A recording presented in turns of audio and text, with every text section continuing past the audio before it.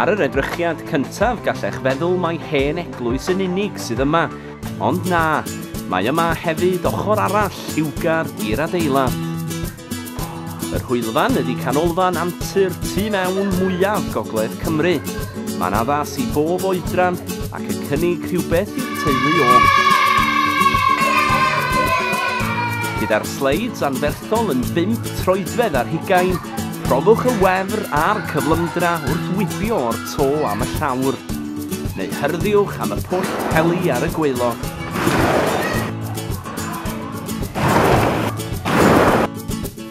Mae hefyd ardal y tiwbs a cyfle i grwydro.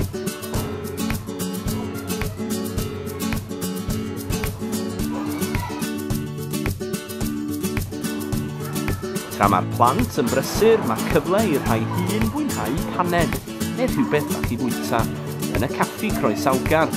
Mae'r fwydlen yn cynnig dewis amrywiol at bob dant.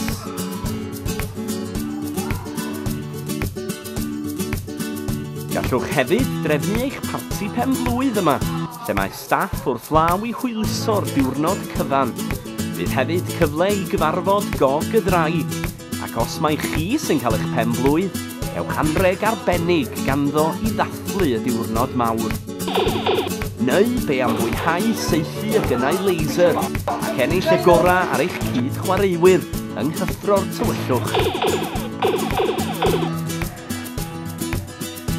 Pwy di'r gyrwr gorau? Fe am roi cynnig ar y dodgems.